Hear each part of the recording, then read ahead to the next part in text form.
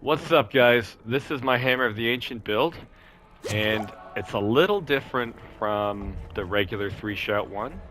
I'm going to show you what you do against the boss. So you want to open up with Steel Grasp, hit Wrath Berserker, and boom. One shot. And now, let's go over the build. What's up, guys? Rupert here with another Barbarian build.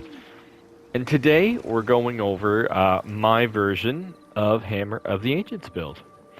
So we just showed a little bit of boss gameplay. I'm going to upload also a full dungeon so you can see it in action. Starting at the top, we still use the Helmet of Might. This is the same helmet I've had for quite a while. It's still amazing and I haven't found an upgrade. Next we go with the Plate of Disobedience. Again, still looking for the armor, still looking for the max health and resistances if you don't have them maxed out. Next is we have the intercom. So we're always standing still for Hammer of the Ancients. We aren't standing still for Lunging Strike, but that's okay. The Hammer of the Ancients is what we're really concerned about. And with this one, strength, attack speed. We don't need critical strike chance because of the ring we have. So I would suggest overpower damage. And of course, 4 ranks to the hammer. Next, you could put something else here. You could put something for fortify, like, not tempering blows. What's the other one? The one that gives you more, at max fury, you gain fortify. I can't think of it at the moment. But I still like the protector. I still think it's a great one. These are almost perfect. I kind of want damage reduction from close, but other than that, these are great. I put the Weapon Master on here because we use Steel Grasp, but if you don't want to use this, I would do Audacity or I would do Ghostwalkers. But you want the movement speed and you want the 3 reses. On our 2-hander, I have the Hammer of the Ancients aspect. I don't have a max roll, but this is the best one I have. If you're going to do this version, you need to use Steel Grasp. That's how we make them vulnerable. So if you have that, vulnerable, damage to close, and berserking is great, along with strength. For the next one, we have accelerating. Because this ring here makes us have criticals all the time, accelerating is just a no-brainer in this build. So, technically, let's see. So within 3 seconds, you spend 100 fury, you get a critical strike. So this, technically, because it speeds up for 22 seconds for 5 seconds, there's a chance that this could, like, proc indefinitely. Think about that. That's pretty cool. That's pretty fun. The next one, basic skills.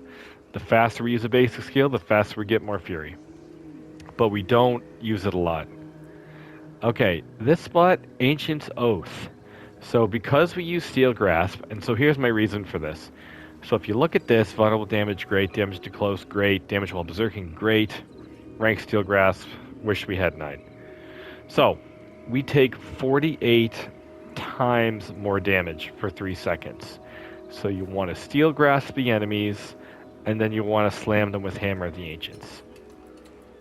If you don't have Ancient's Oath, I would use Edge Masters. This is my max roll on this one, 36, kind of crappy.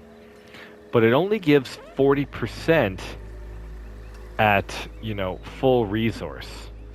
Where no matter how much resource you have with Ancient's Oath, you're getting that 48 times. So I think Ancient's Oath is a pretty cool idea with Hammer of the Ancients. And then this ring is just too good to pass up. Again, if you're doing any of those 3 builds, Hammer of Ancients, Upheaval, or Deathblow, this ring is a must. You just have to use it. It speaks for itself. Next, Unrelenting Fury. Our core skill is the only thing we're hitting the boss or hitting pretty much anything with. So this procs all the time. And we don't, as you see there, we don't even take anything for critical strike. chance because we always get criticals. And then, oh man, the Banished Lord's Talisman. This is too good. This is also too good.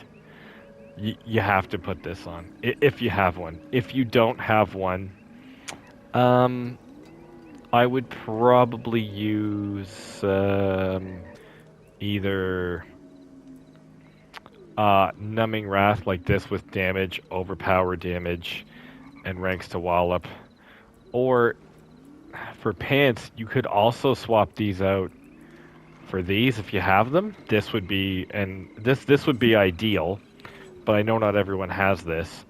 So if you have Tybalt's Will, I would slap on the Iron Warrior to give you another way to be unstoppable.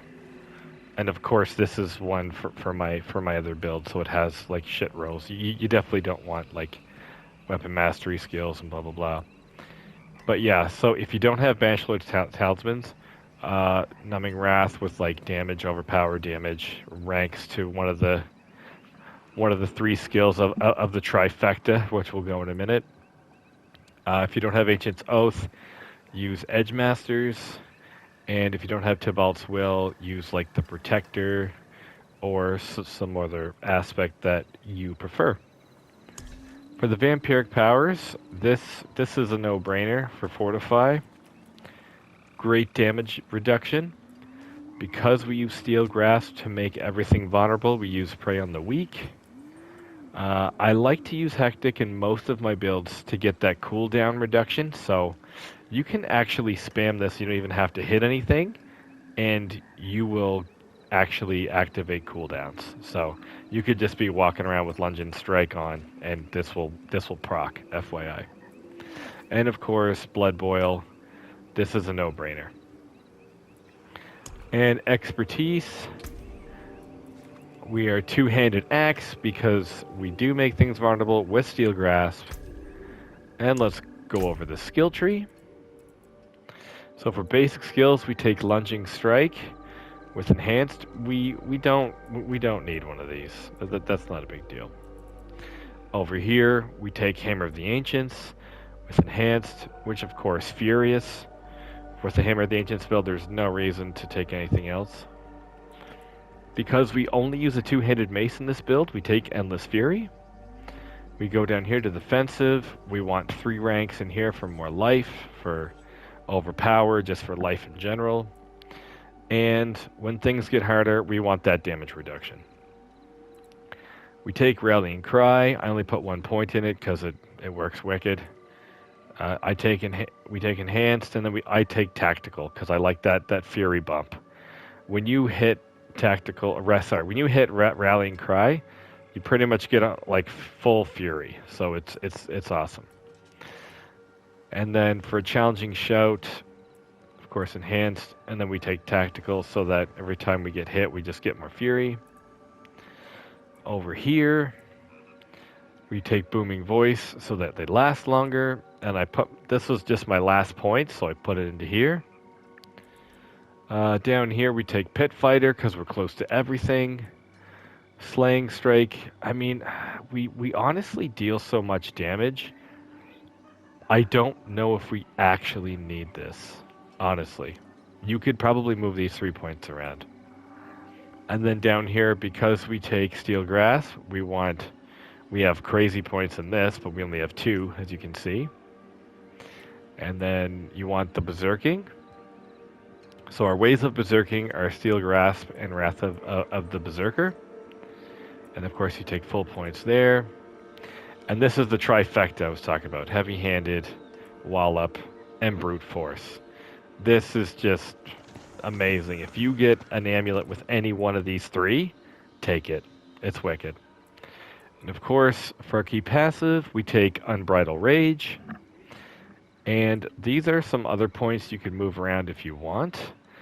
But every time we use 100 Fury, we kind of pop a potion. So to me, that's just like a good bonus. But you could take these out, put them anywhere you'd like. Maybe put them up here. You could take these 3 out and put them anywhere as well. On to the Paragon board. This Paragon board is actually identical to the Deathblow one. So that's pretty interesting. First board is Ire, and I take both sides just to get some extra life and some extra physical damage. And our next board is Bone Breaker with Crusher. Then after that, we take Decimator with Dominate. And again, you have to use your Steel Grasp to proc this. That's the only way we make things vulnerable. And our next board is Warbringer with Wrath. I mean, that's self-explanatory again, because we always do critical hits. So this is a no-brainer. Our next board is Carnage with Might. And I always put Might in my Carnage board, so I get the damage, the plus damage to Berserking. And then our last board, of course, is Blood Rage.